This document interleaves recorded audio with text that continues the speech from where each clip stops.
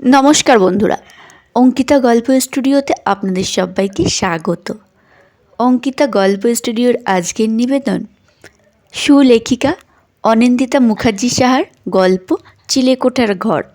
এই লেখিকার গল্প আমার চ্যানেলে প্রথম আমি পাঠ করতে যাচ্ছি। আর আমার সাথে আছে ক্ষুদে শিল্পী প্রথম ভট্টাচার্য। তো তোমাদের প্রথম ভট্টাচার্যর গল্প পাঠ কেমন লাগলো অবশ্যই জানিও।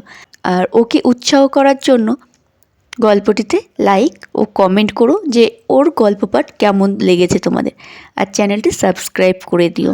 অঙ্কিতা গল্প স্টুডিওর আজকের নিবেদন অনিন্দিতা মুখার্জি সাহার কলমে চিলেকোঠার ঘর। তো চলুন শোনা যাক। ইস্যু, হলো তোর? কি করছিস তখন থেকে? 1 ঘন্টা হলো এসেছিস, এসে থেকে সেই ওপরে। নিচে আয় তাড়াতাড়ি, লুচিগুলো ঠান্ডা হয়ে যাচ্ছে। একতলা থেকে মায়ের গলা পেয়ে ইস্যু ওপর থেকে উত্তর দিল, তুমি লুচিগুলো ঢেকে রাখো মা, আমি এক্ষুনি আসছি।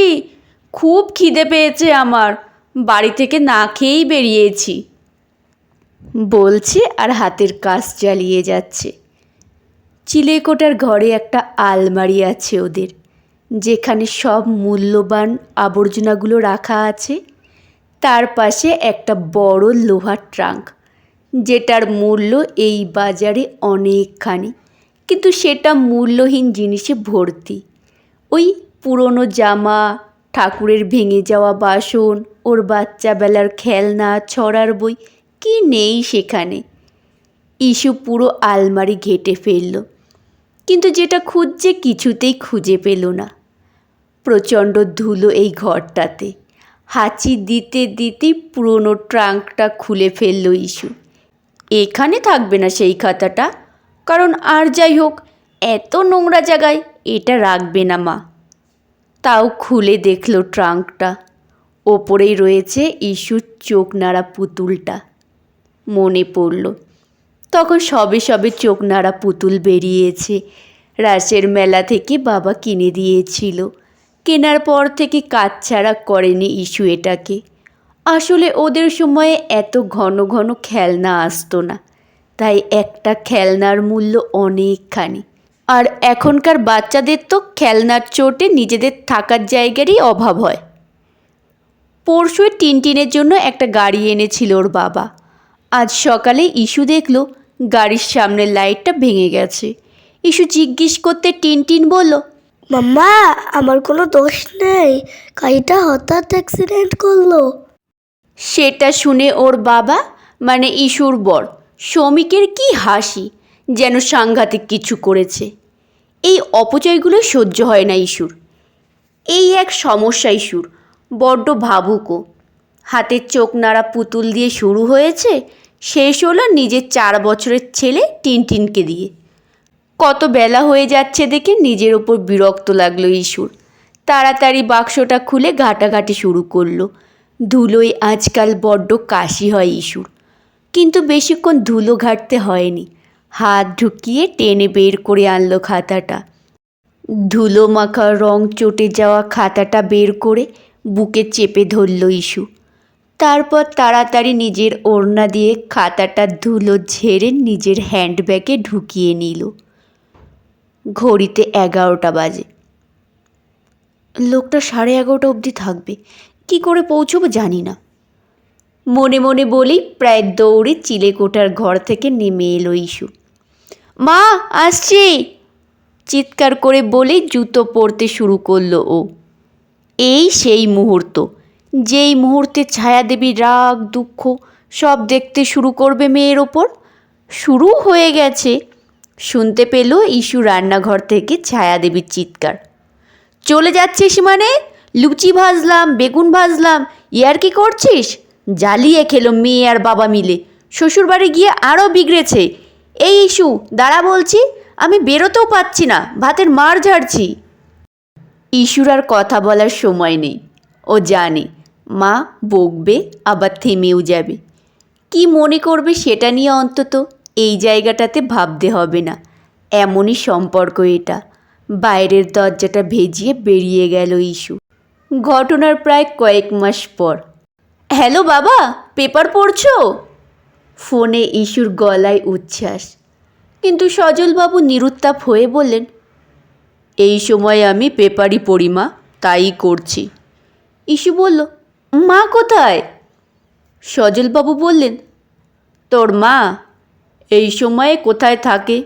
সেই কখন ঠাকুর ঘরে ঢুকেছে, না এক কাপ চা আর ব্রেকফাস্ট তো ছেড়েই দে। ইস্যু বুঝেছে বাবার গলায় রাগ, তাই বলল, মাকে দিয়ে এসব করিও না বাবা, মা এখন সেলিব্রিটি। সজলবাবু রাগী অথচ মজা গলায় বললেন, সে তো সেলিব্রিটি, না হলে কি আর ওর জন্য অপেক্ষা করে থাকতে হয় কখন দেখা দেবে, কখন চা দেবে? ইস্যু হেসে বলল, বাবা তোমরা আজকের বাংলা পেপারটাই রাখো তো। সজলবাবু বলতে ইস্যু বলল, বাবা আজকের বৃহস্পতিবারের যে বইপত্র নামে অতিরিক্ত পেজটা দেয় ওটা খোলো। সজলবাবুর এই একটা গুণ, মেয়ের কথাটা মন দিয়ে শোনেন। এই একই কথা যদি ছায়াদেবীকে বলতেন, উনি কিছুতেই মন দিয়ে সবটা শুনতেন না, যদিও মায়েদের হাতে সময় কম থাকে। সজলবাবু পাতাটা বের করে বললেন, আরে এ তো বইমেলার বড় বিজ্ঞাপন। ইস্যু বলল, শুধু বিজ্ঞাপন নয়, এখানে কোন প্রকাশক কী বই বের করছে সেটাও আছে। সজলবাবু বললেন, তাই তো, দাঁড়া এখান থেকে ঠিক করে রাখবো কি কি কিনবো। ইস্যু বলল, বাবা দ্বিতীয় পেজের নিচে দেখো মনের কথা প্রকাশনী আছে, ওখানকার বইগুলো দেখো। সজলবাবুর নামগুলো পড়তে গিয়ে থমকালেন 4 নম্বর নামে, চিলেকোঠার ঘর, ছায়া মজুমদার। দুবার পড়ার পর মজা করে বললেন, এ কি ঠাকুরঘরে আটকে থাকা ছায়া মজুমদার? নিজের রসিকতায় নিজেই হেসে ফেললেন সজলবাবু। ইস্যু বলল, হেসো না বাবা, উনি। হেসেই যাচ্ছেন সজলবাবু। ইস্যু এবার জোরে বলল, বাবা ওটা মায়ের লেখা গল্পগুলো আমি ছাপিয়েছি, আর প্রকাশকদের এতটাই পছন্দ হয়েছে যে ওনারা বইমেলার লিস্টে রেখেছেন।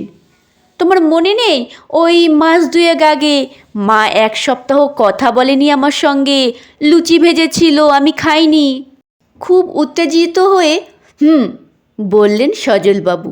ইস্যু আবার বলল, বাবা সেই দিনই আমি প্রকাশকের সঙ্গে দেখা করতে গিয়েছিলাম, সময় ছিল না বলে না খেয়েই বেরিয়ে গিয়েছিলাম। কি কথা হচ্ছে মেয়ের সঙ্গে আমাকে নিয়ে? ইস্যু শুনতে পেল ছায়াদেবীর গলা। তাড়াতাড়ি সজলবাবুকে বলল, বাবা মাকে কিছু বলো না, আমি আসছি, টিনটিনকে স্কুলে ঢুকিয়েই আসছি। ছায়াদেবী ঘরে ঢুকে বাল্বটা জ্বালালেন, সেটাও দপ দপ করে জ্বলছে। এই ঘরটার সঙ্গে একদম মানানসই। ছায়াদেবী ওই আলো আধারিতেই বাক্সটা খুললেন। উনি এখানেই রেখেছিলেন ওনার লেখার খাতা। কিছুতেই বিশ্বাস হচ্ছে না ওনার ওই খাতা নাকি ছাপার অক্ষরে কাগজের পাতায় সুন্দর হরফে বেরোবে। ভেবেই বুকটার কাজটায় চিনচিন করে উঠল। ওরা বাবা মেয়ে মজা করছে না তো? অন্ধকে আলো দেখার স্বপ্ন দেখাচ্ছে না তো? দুদণ্ড ভেবে কান্না পেয়ে গেল ছায়াদেবীর। বইয়ের শখেই তো পাতার পর পাতা লিখতেন ছায়াদেবী এক সময়।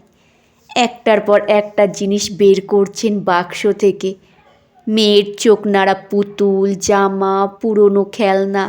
ঘাঁটতে ঘাঁটতেই ভাবলেন, এতটা তো নিচে ছিল না, তাহলে কি ওরা সত্যিই বলছে? মা, ও মা! ডাকতে ডাকতে ইস্যু উঠে এলো চিলেকোঠার ঘরে। দেখল খোলা বাক্সের সামনে ধুলোয় বসে আছেন ছায়াদেবী।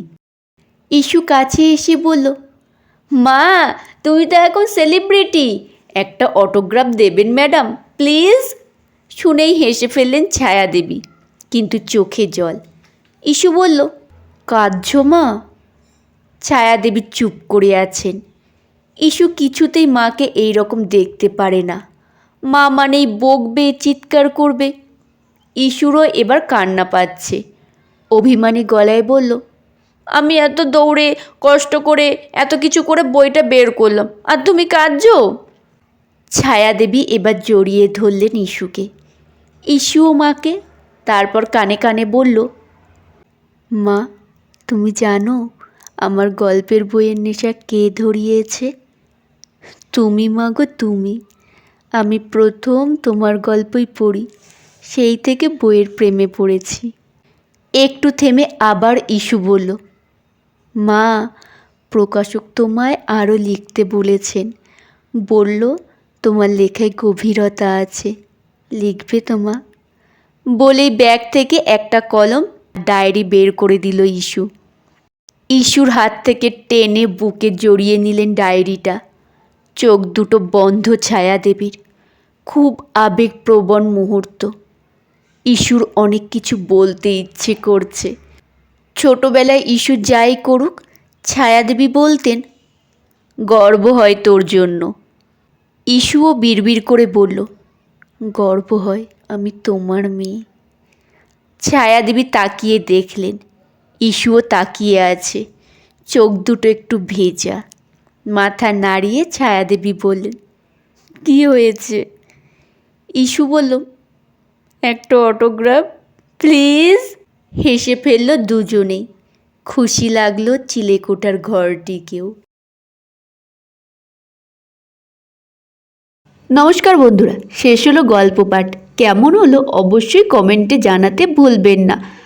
গল্প শোনা হয়ে গেলে একটি লাইক করবেন, শেয়ার করবেন কাছের আত্মীয় স্বজন বন্ধু বান্ধবদের কাছে। আর যেসব বন্ধুরা আমার গল্প শোনেন এখনও আমার পরিবারের সদস্য হননি, তারা আমার চ্যানেলটি সাবস্ক্রাইব করে পাশে থাকা বেল আইকনটি প্রেস করে আমার পরিবারের সদস্য হওয়ার অনুরোধ রইল।